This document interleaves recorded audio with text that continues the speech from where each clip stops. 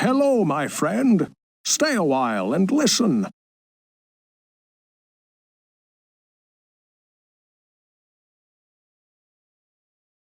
Hey YouTube, it's Filthy and we're back with another video. Today we're going to take you through the one button to beat Diablo 2 Resurrected. If you've never beaten this game, this is a fantastic build to do so. Really simple, really straightforward. You just have to left click your way to victory. You get some nice AoE, which is very powerful early on and can help you out later on in the game if you get yourself into a bind. You don't need any mana, you don't need any mana potions, you won't be potion spamming with this build because it's very tanky. Just a really easy way to play through. The only difficulty really is going to be Act 5 Bail, a couple of the waves. I will talk about that at the end of the video. That was the only point that was difficult. The rest of it was pretty easy. Before we do go through the build, so the gear, the stats, the mercenary, all that type of thing, as always, guys, a thumbs up really does help out. You have no idea. It does keep me going, just a simple thumbs up. So thank you in advance. And do subscribe if you enjoy Diablo. We've got D2 videos on the way.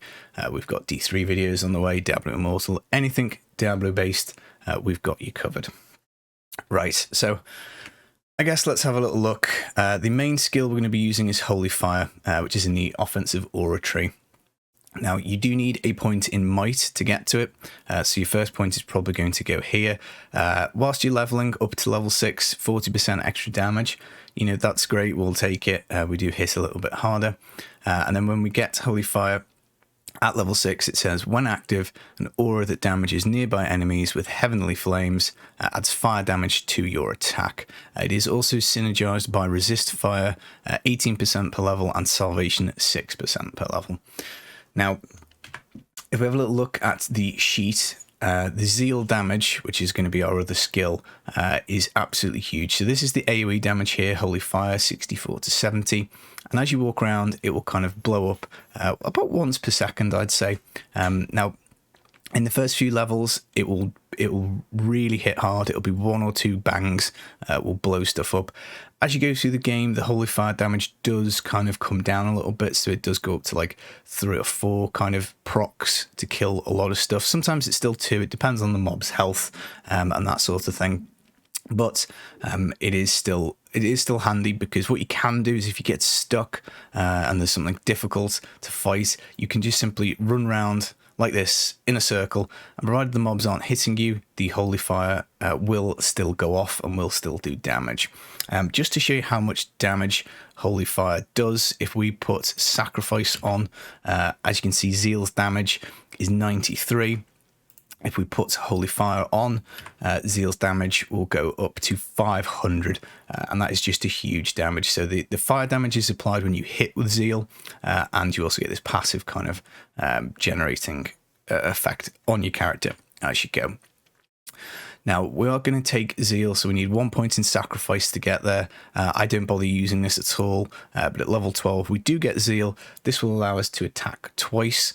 We only put the 1 point into it, because if you keep investing in this, it does more and more hits, and you get basically animation locked, where you start the attack and your character's like trying to whack away, and you might have already killed the target, and it would make more sense for you to reposition. It costs 2 mana, which is absolutely nothing, so that is the reason we don't need any mana potions. You do obviously get a little bit of attack rating, a little bit of extra damage, and basically it's a way of applying this huge Holy Fire damage bonus on each hit, which obviously is pretty good. Now, up until kind of 6, you can put some points into resist fire. Obviously it is a synergy for Holy Fire. Again, I don't ever bother using this. I also didn't bother investing in salvation, just simply by the fact that my resistances were pretty high by the time I got to level 30. If you've got crappy resistance, you can do, but just bear in mind you have to take Holy Fire off and put salvation on to benefit from it. So really, I don't think it's worth it, because obviously you're now doing like almost no damage, so I probably wouldn't bother. Now obviously this build is only going to work for normal. You're going to have to respec as you get into Nightmare, but for normal it's absolutely fine. There's nothing else here really that I would take, because we've got both buttons used, and you're going to have to take one of them off to swap, and auras, you can only have one aura at a time. So I guess let's have a look at the gear. Stealth is very craftable, obviously, pretty standard stuff. Tal Eth. I wouldn't say this is absolutely 100% essential for this build, so if you don't want to do your countess runs and get your Tal and Eth runes, you don't have to take this. Just any kind of chest plate with resistances would be good. But the main advantages are faster run walk, because if you don't have teleport, moving faster is handy. Faster cast rate does not matter at all. I don't think that affects the Holy Fire procs because we're not actually casting it. 25% faster hit recovery is nice on a melee character, because sometimes you can get like swamped or overwhelmed. So having the ability to snap back into action faster is helpful. 6 dexterity is useful because it does boost the attack rating. Obviously it's not massive, but it does help. Mana regen, we don't need anything. 15 max stamina, again, kind of handy. Just means we can move around the map faster for longer. And then 30% poison res, great, and magic damage by 3. As I say, by no means essential. Now, to start off, you're going to be looking for a scepter that has got plus to Holy Fire. It is insanely cheap to pick one of these up. This was the first one that I had. The preference would be 3 to Holy Fire and double socket, and then you're looking to add probably, I'd say, amethysts to boost up your attack rating so that you can hit more often, because obviously Holy Fire adds so much damage. You do want to be hitting, so if you can get a 2-socket one, that obviously would be absolutely gravy. Helm, just something with 2 sockets and resists. I've just basically stuffed life in here. Obviously, if you could get something with resists, that would be better. So again, this is a piece that really could be improved. I've just been very lazy with this and haven't improved it. As for your shield, I would highly recommend picking up a triple socket shield from Farah in Act 2 and then stuffing it with diamonds for all res. Just really helps boost up your resistances, because obviously you're probably not going to have access to an Ancient's Pledge shield through normal. You're not going to have access to a Spirit Sword through normal until you've beaten the game.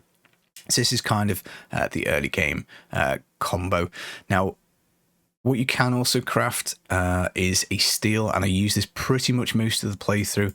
Early on, the plus to Holy Fire is very, very powerful, and then from level 13 onwards, steel starts to come into play because, again, it's very easy to craft a tier L rune. L can be a little tricky to find, and this has to go in a mace or an axe, I think. It's got huge attack speed, so 25% increased attack speed, 20% enhanced damage, plus to both min and max damage, 50 to attack rating, again helping us connect with those blows, 50% chance to open wounds, which is great because it'll basically do a bleed. This really helps for fire immune monsters, because obviously you can just bleed their health down with this, even though the Holy Fire isn't actually doing much. I mean, you don't get many immunities in normal, but obviously you do get the odd one here and there, and this weapon is absolutely godly for that. Mana per kill we don't care about. Light res is pretty meaningless as well, but a really, really solid choice.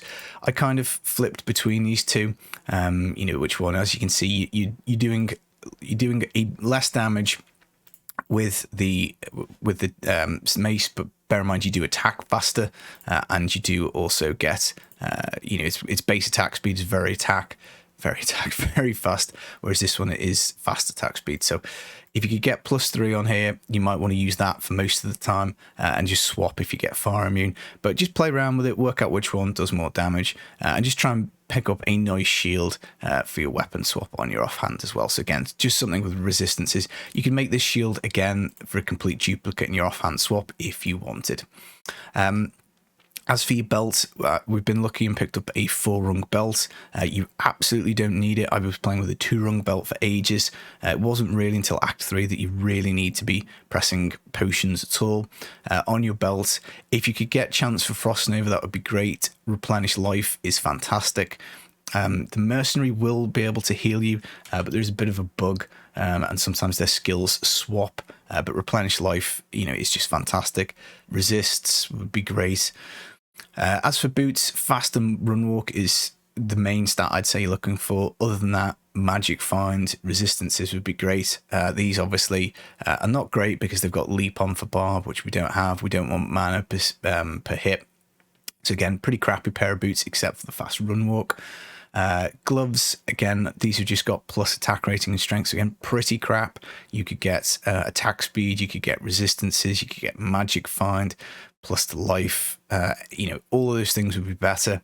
But, you know, these are just what we found. In terms of rings, this is a good place to pick up some attack rating. You can also pick up resists, you know, life, that kind of thing. Just gone for fire resist on this one. Again, looking to kind of cap those resistances at about 75. And you can actually get more fire res over the 75 cap because of, I think it's the resist fire. It seems to increase your base fire resistance. So again, pretty nice. There's a lot of fire monsters in the game. So that is kind of good. And then just a plus life amulet. Again, there's rubbish piece. You could really easily improve this. So basically, we tried to keep the gear kind of crappy. You know, nothing here is particularly superb, and you probably will be able to find better pieces on a playthrough. I just wanted to keep it on the absolute bare minimum, just so that you could, you know, get it done yourselves. In terms of the stat points, I've got strength up to 60. You don't need it that high. That was for this belt. You can get away with, I don't know, about 40 to 50 maybe. It just depends on what gear you find, but it's no bad thing putting some points into strength. Dex, generally you're going to pump a couple of levels into this just to make sure that your attack rating is quite high, so you can hit stuff. So first couple of levels, I put them in dexterity just to box that off at, say, 35. I then pump a little bit into vitality for a level or two, and then work my strength up until it gets to about 40, 45, 50, and then just put everything else into vitality with no points into energy. Looking at the mercenary, if you could just give him a polearm class weapon with some sockets. Again, this is absolute trash. You want more sockets. You want better, you know, stats on this. You want better gems. Anything to help keep him alive. So, you know, damage reduction, resistances, defense. We've actually got both of these pieces because I just found them, and they are both green. Obviously, again, pretty crappy. This helm would be better for the mercenary. I've just been a little lazy with this guy. Now, it is actually quite important to keep this dude alive because he does also benefit from the holy fire aura. So again, he is a walking holy fire beacon.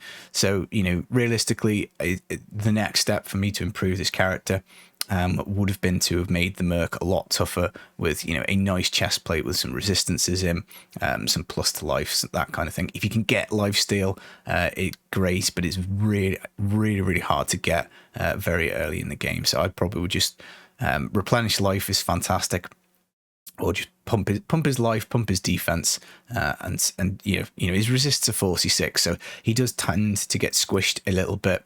But you know, you can use your potions on him because you're not going to be using them yourself terribly much. As for charms, just anything with kind of plus damage, plus attack rating, a little bit of resist. These are just a few that we found. So, you know, plus strength, plus fire resist, plus 1 to 25 lightning damage. You know, all these types of things, very handy. I think that covers merc, that covers gear, it covers skills. In terms of gameplay, the only thing I think that was a little bit difficult going through when I first started to notice the difficulty ramp up is Act 3 and the Flare Jungle. And this is where Holy Fire really does come in clutch, because you can just run around and it will go off. And it's good to actually spot enemies. You see, like look at that AoE, look how huge that is. These things can be really annoying. They're really hard to hit. They run around loads. And look at that. We didn't even have to click anything. And it's dead. So yeah, it really starts to shine there, because obviously if you're playing like a barb through Act 3, it can be a bit tedious. So that AoE is just really nice. Now, the only other thing that was difficult, as I said, was Bale. The first few waves are absolutely fine. Death Lords, I don't know if they're bugged, but they seem to absolutely wreck any character, and because you melee, it's kind of hard. You just got to try and fight them one at a time if you can. Set your safety TPs. For actually fighting Bale, the last 2 waves are very difficult.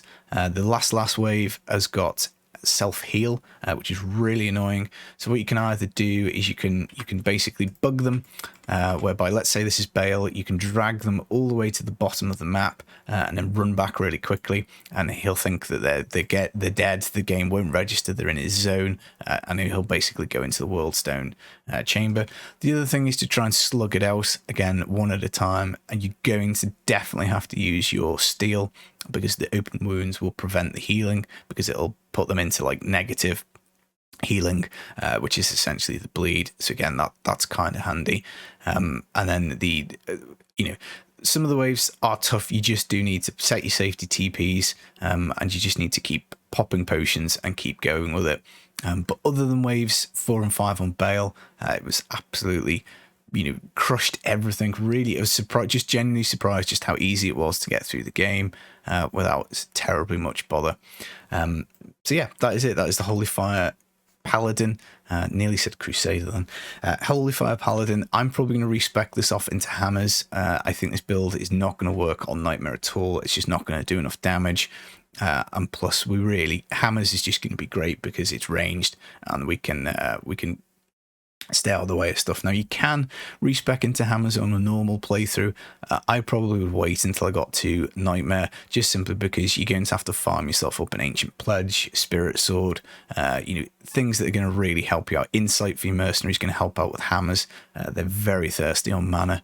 The next step at the end of normal will probably be to do cows, to get a crystal sword, use it for your socket quest to get a spirit, and then box off some more runes and just basically build hammers. But that's going to be the next Paladin guide, how to transition into hammers. But yeah, if you've never beaten the game, very easy, very simple, very straightforward, really tanky, really tough. Had a lot of fun playing this. Anyway, that's enough waffles. As I say, if you stay to the end, I love you. Amazing. Thumbs up is appreciated. I'll be back in some more videos soon. Take it easy, guys. Peace.